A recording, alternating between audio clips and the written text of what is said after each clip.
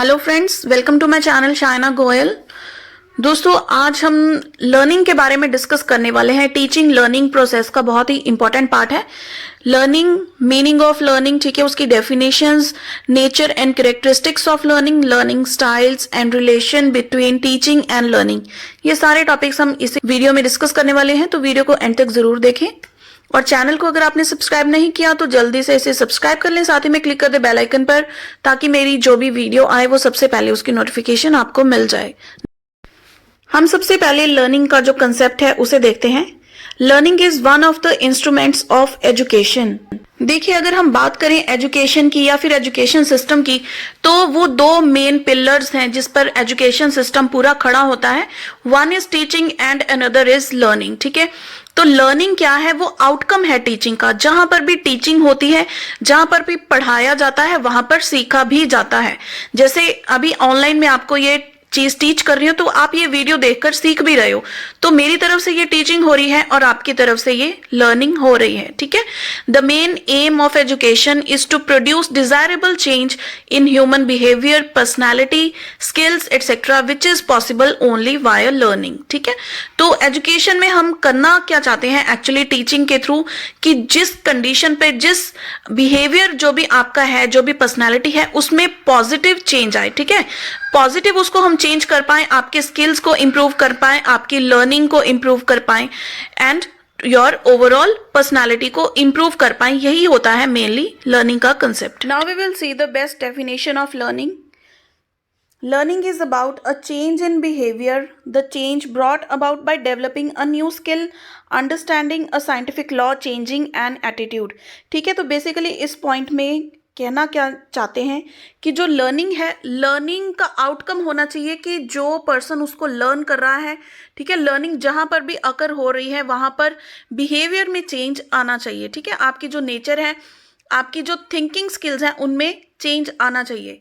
Then the second point is the change thus arrived is not merely incidental और natural. और जो भी change आया है आपके बिहेवियर में, ठीक है, वो ऐसे नहीं आ गया, वो आपने खुद से एक्सपीरियंस किया है, उस चीज़ को प्रैक्टिस की है। जैसे हम कहते हैं कि लर्निंग हम बेस्ट कर सकते हैं जब हम उस चीज़ को प्रैक्टिकली परफॉर्म करके देखें। जैसे कोई मैथमेटिक्स की एग्जाम्पल ले लेते हैं, मैथ का सम है, आप सिर्फ देखकर उसको नहीं समझेंगे, लेकिन जब आप खुद सम को सॉल्व करेंगे तब आपको एक्चुअली पता लगेगा कि उसमें प्रॉब्लम क्या आ रही थी। ठीक है, next the third point is learning is a relatively permanent change usually brought about intentionally. ठीक है, तो जो भी चीज़ हमने सीखी है वो ऐसे नहीं कि आज सीख गए और कल को वो चीज़ भूल गए। तो जो हमने सीखी है वो लाइफ लॉन्ग हमारे साथ चलनी चाहिए वो बातें। तो इन शॉर्ट अगर हम ये तीनों पॉइंट्स को कहना चाहें, एक्चुअली ये बेस्ट डेफिनेशन जो है स्किनर ने दी है, और इसको आप 3 एलिमेंट्स ऑफ लर्निंग भी कह सकते हैं। First is learning is about a change in behaviour. ठीक है, और जो चेंज आया है that should be through experience और practice. And the third is learning should be relatively permanent. ठीक है, जो भी आप में चेंजेस आए हैं वो परमानेंट होने चाहिए। Next we will see the definitions of learning by authors. देखिए, बीएड के पेपर में डेफिनेशंस बहुत इंपॉर्टेंट होती हैं। So the first is Gates and others. इन्होंने बोला है learning is the modification of behaviour through experience. वही जो हमने अभी डिस्कस किया है कि लर्निंग होती कैसे है, जब हमारे बिहेवियर में चेंज होता है, वो भी एक्सपीरियंस करके, एक्चुअली लाइफ में कोई ना कोई चीज़ हम सीखते हैं उससे। देन हेनरी पी स्मिथ ने बताया है learning is the acquisition of new behaviour और स्ट्रेंथनिंग और weakening of the old behaviour as a result of experience. देखिए, ये अब 4 डेफिनेशंस आपके सामने है, आप इसमें से कोई भी 2 लर्न कीजिएगा। अगर लर्निंग पर आपको एग्जाम में कोई भी क्वेश्चन आता है तो ये डेफिनेशंस बहुत इंपॉर्टेंट है। पहले तो आपको जो हमने प्रीवियस पेज पर definition of best definition of learning की थी, 3 पॉइंट्स, वो आपको लिखनी है। देन डेफिनेशन बाय ऑथर्स कोई भी 2 आप इसमें से लिख सकते हैं।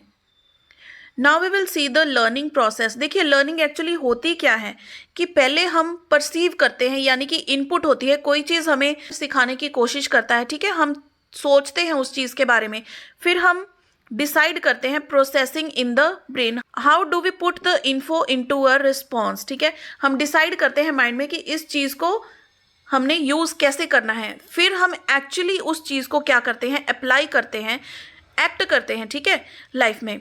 And finally is the feedback. कि जो चीज़ हमने सीखी है, ठीक है, हम मैथमेटिक्स के फिर से एग्जांपल लेते हैं छोटी सी, कि अगर हम कोई सम सॉल्व कर रहे हैं, ठीक है, पहले तो हमें टीचर ने बताया कि आपने इसको ऐसे सॉल्व करना है, फॉर्मूला बता दिया, क्वेश्चंस एक दो करवा दिए, ठीक है, तो वो क्या हो गया, परसीव हो गया, इनपुट आपको मिल गई कि आपने ये चीज़ को ऐसे करना है।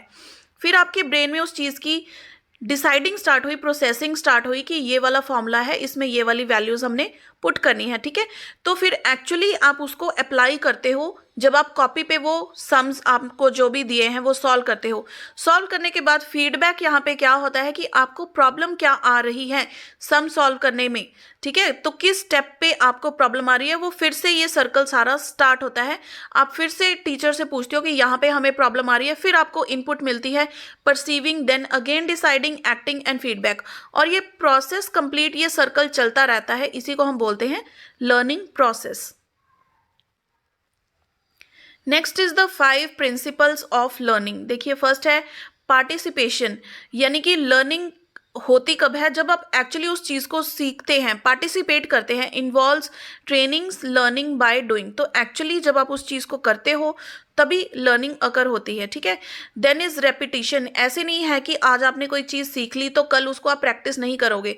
फिर से हम मैथमेटिक्स के एग्जांपल लेते हैं, एक सम आपने कर लिया आज, आपको लगता है कि बहुत अच्छे से आ गया, कल करोगे, फिर आप किसी पॉइंट पे हो सकता है आपको प्रॉब्लम आ जाए, तो रेपिटिशन ज़रूरी है कंसेप्ट्स की। Relevance, learn better when material is meaningful and related, तो उसी के रिलेटेड आपको जो भी है मटेरियल रिवाइज करना पड़ता है, ठीक है, तो ये हो गया relevance. Then is transference to real world using simulations, कि जो चीज़ आपको सिखाई है वो आप एक्चुअल में उसको इम्प्लीमेंट करो, तभी आपको रियल में पता लगेगा कि क्या प्रॉब्लम्स आ रही हैं। Feedback, again ask for it and adjust training methods to audience, feedback वही कि आपको कोई प्रॉब्लम आ रही है तो आप फिर से उसको डिस्कस करें टीचर्स के साथ, तभी आपकी जो लर्निंग है वो प्रॉपर हो पाएगी, परमानेंट हो पाएगी। Now we will see the nature और characteristics of learning. Learning is a continuous process. देखिए, लर्निंग की कोई भी लिमिट नहीं होती है कि हमने ये चीज़ लर्न कर ली, हमें इसके बारे में कंप्लीट इन्फॉर्मेशन मिल गई, नहीं, लर्निंग का कोई भी एंड नहीं होता है। आज अब आप कोई चीज़ सीखते हैं, कल आपको उसी के रिलेटेड कोई और न्यू इन्फॉर्मेशन मिलती है, ठीक है, तो वो आपके जो आपको पहले से पता है उसमें वो इन्फॉर्मेशन ऐड होती है, इसलिए हम इसको कॉन्टिन्यूस प्रोसेस बोलते हैं। एक क्लास में आप कोई और चीज़ सीखते हैं, नेक्स्ट क्लास में उसी चीज़ का एडवांस्ड स्टडी करते हैं, ठीक है। Next is learning is change in behaviour, जो हम डिस्कस कर चुके हैं कि जहां पर भी लर्निंग होती है वहां पर आपके बिहेवियर में चेंजेस जरूर आते हैं। Then is learning is purposive and goal oriented, learning हम इसीलिए करते हैं क्योंकि हमारा कोई मोटिव होता है। सपोज आप ये स्टडी कर रहे हो बीएड की, तो आपका मोटिव क्या है कि आपने बीएड के पेपर में अच्छे मार्क्स लेने हैं, ये आपका मोटिव है। सीटेट के लिए अगर आप पढ़ते हो तो आपका मोटिव क्या है कि आपको उसका एग्जाम क्लियर करना है सीटेट का, ठीक है। Next, learning can be positive and negative. देखिए, पॉजिटिव लर्निंग होती है कि कोई भी आप एनवायरनमेंट से, अपने फ्रेंड से, अपने कोलीग से कोई भी चीज़ें सीखते हो, टीचर से, तो वो पॉजिटिव हो सकती है। एंड नेगेटिव हम इसको इसलिए कहते हैं क्योंकि हो सकता है कोई बच्चा झूठ बोल रहा है तो आप उससे झूठ बोलना सीख गए, तो वो नेगेटिव लर्निंग हो गई। डिपेंड करता है कि आप किससे सीखते हैं, क्या चीज़ सीखते हैं, ठीक है। Learning is the fundamental process of life. देखिए, हम कहते हैं अक्सर कि लर्निंग इज फ्रॉम वॉर्म टू टॉम, यानी कि जन्म से लेकर मृत्यु तक हम सीखते ही रहते हैं। चाहे वो बिल्कुल छोटे बच्चे की बात हो, छोटा बच्चा भी सीखता है कैसे खाना खाना है, ठीक है, गुड मैनर्स हम उसको सिखाते हैं, और हर एज पर लर्निंग होती ही रहती है। Learning is universal. Then is learning is acquiring new experiences. तो ये थे कुछ नेचर और कैरेक्टरिस्टिक्स ऑफ लर्निंग। अब हम देख लेते हैं कि आपकी लर्निंग कितनी हो रही है, तो अभी से जल्दी से कमेंट करके नीचे 2 कोई भी ऐसे कैरेक्टरिस्टिक्स लिख दीजिए जो हमने यहाँ पर डिस्कस नहीं किए हैं लर्निंग के, ठीक है। Now let's move on to our next topic, that is learning styles, यानी कि सीखने के तरीके, हम किस तरह से किसी भी चीज़ को सीख सकते हैं। देखिए, 3 तरीके होते हैं किसी भी चीज़ को, कोई भी सिचुएशन है लाइफ में, कोई भी आप किसी भी सब्जेक्ट को सीखने के 3 मेन वेज होते हैं। First is visual, second is auditory and third is kinesthetic, यानी कि देखकर आप चीज़ों को सीख सकते हैं, सुनकर उस चीज़ को आप सीख सकते हैं, या फिर एक्चुअली आप उस चीज़ को परफॉर्म करके सीख सकते हैं। अब देखिए विजुअल में क्या चीज़ आ सकते हैं कि यानी कि टीचर्स आपको कोई प्रेजेंटेशंस दिखा सकते हैं, ठीक है, कोई वीडियोस दिखा सकते हैं किसी भी कंसेप्ट को टीच करने के लिए, कोई पिक्चर्स दिखा सकते हैं, चार्ट्स होते हैं, जैसे ये सारे आते हैं विजुअल टीचिंग स्टाइल में। तो यही होते हैं आपके लर्निंग स्टाइल। जैसे टीचर्स आपको पढ़ा रहे हैं, बोलकर पढ़ा रहे हैं, ठीक है, तो आप ऑडिटरी में आ गया वो कि आप सुनकर सीख रहे हो। पॉडकास्ट हो गया, group discussions, oral presentations, 1-to-1 conversation, तो ये हो गए सारे auditory styles. Then is kinesthetic style, यानी कि आपको टीचर्स ने कोई एक्टिविटी दे दी है परफॉर्म करने के लिए, तो वो आप खुद से परफॉर्म कर रहे हो, that is kinesthetic. Role playing, जैसे इंग्लिश में अगर आपको याद हो तो क्लास में जितने भी रोल्स होते थे टीचर्स 2-3 बच्चों को आगे ले आते थे और वही डायलॉग्स बोलते थे, दैट वाज रोल प्लेइंग, ठीक है। तो वो एक्चुअली जो भी प्ले होता था वो बच्चे परफॉर्म करते थे और उससे उनको बेटर सीखने को मिलता था। तो लर्निंग स्टाइल्स के लिए हम बेसिकली कह सकते हैं कि learning styles are basically different approaches और ways of learning.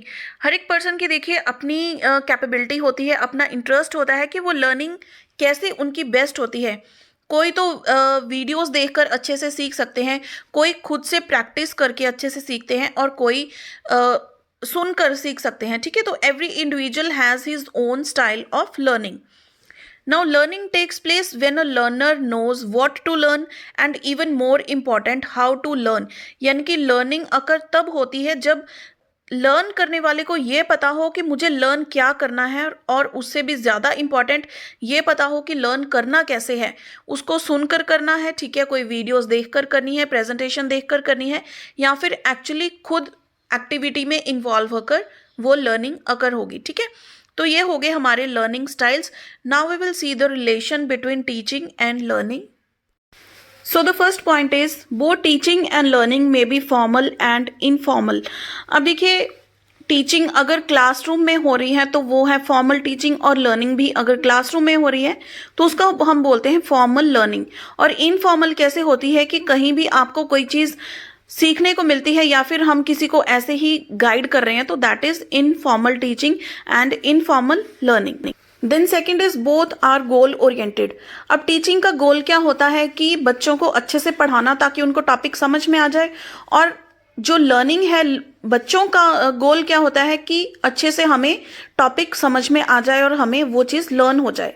Now next point is one can observe teaching but not learning. अब देखिए जब टीचिंग होती है तो टीचर्स बोलकर पढ़ाते हैं, ठीक है, या फिर वीडियो देखकर पढ़ाते हैं, वो हमें दिखता है कि हाँ टीचिंग हो रही है, लेकिन लर्निंग क्या होता है वो माइंड में होती है, हम उसको शो नहीं कर सकते हैं। फाइन।